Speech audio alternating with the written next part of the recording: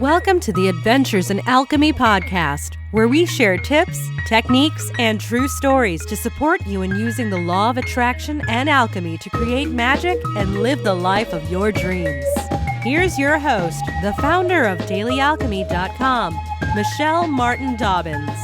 Hi, this is Michelle Martin Dobbins from DailyAlchemy.com, and you're listening to the Adventures in Alchemy podcast. And today I want to talk to you about heart-centered manifesting versus mind-centered manifesting. And I recently had a conversation with Joy Holland over at facetsofjoy.com. And I will put that link in the show notes, and you can go over there, and her work is fabulous. And I'll also see if I can't find the link that if you want to listen to that conversation, it's about an hour-long conversation where we talk about manifesting, and I go really deep into my own practices, and we share a lot together. It's just a really neat, fun conversation that we shared about our practices. But she really hit the nail on the head for me when we were talking, because in Personal Alchemy, my book that is an ebook that's available on Amazon, I talk a lot about how your personal alchemy and your energy are going to affect the results that you get with the law of attraction. For example, one of the examples in the book was, this man had carried around this picture of this girl that he found in a magazine who he wanted to be his, was visualizing her as his girlfriend.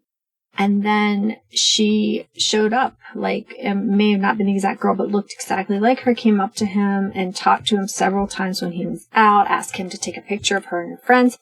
But he never had the nerve to actually really talk to her and engage with her and set a date with her. So he manifested the woman, but he didn't manifest the experience that he wanted. And I felt like part of that was, obviously it was a lack of confidence and belief in himself, but it was more that difference between the heart-centered and the mind-centered.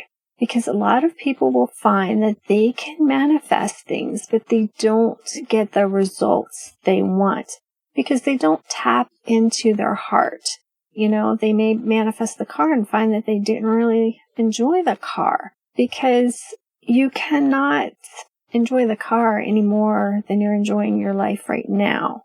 So that's what I want people to do, is right now, today, not tomorrow, not when you get the car or you get the girl or you get the job. I want you to start seeing your life as a magical, joyful experience, a journey that you get to go on, and that's good, even when it's not good. And that might not make sense, but all of the emotions, all of the things that happen in life add to the richness of our life, if we can look at it from that perspective. So I want you to think about, when you're doing spiritual practice work or law of attraction work, do you focus on just the thing that you're trying to get or the feeling that you want to achieve?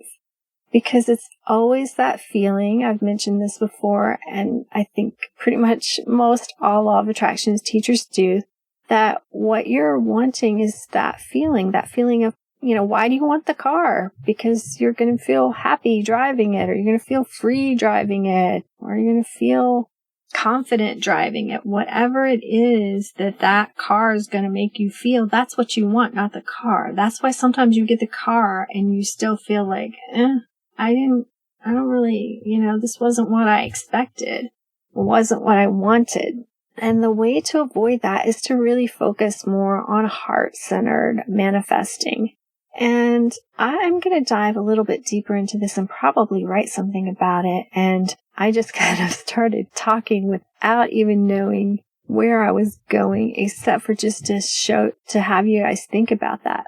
But as I'm thinking, I noticed that definitely your feeling about your manifesting is part of heart-centered manifesting that makes it different from mind-centered manifesting.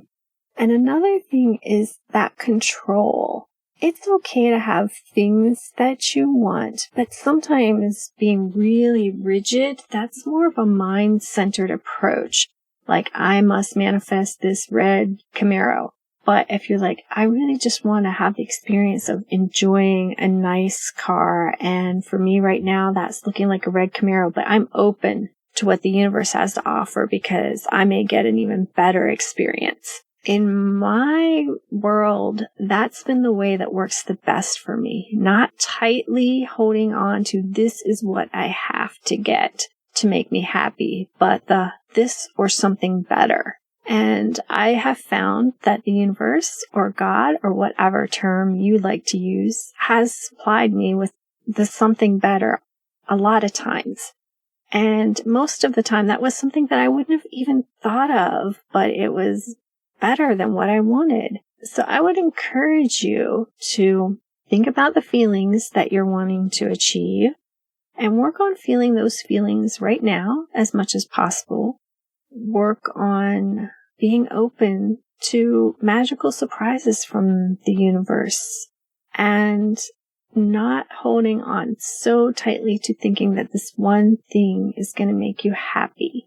Because even if you manifest it, if you're not happy now, you're probably not going to be happy with it, at least not for more than a day or two. So focus on your heart. Ask your heart what it wants when you start to plan out what you want to manifest or what you want to create next in your life. And I'll be back later on with some more on the differences of this heart-centered versus mind-centered manifesting. And like I said, in the show notes, I'll put the links to Joy's website and to our discussion if you want to check that out.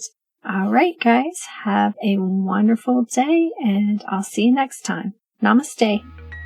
Thanks for listening to the Adventures in Alchemy podcast. Connect with me on thedailyalchemy.com or Facebook at facebook.com/Michelle Dobbins, author. Join us next time for even more magical life tips.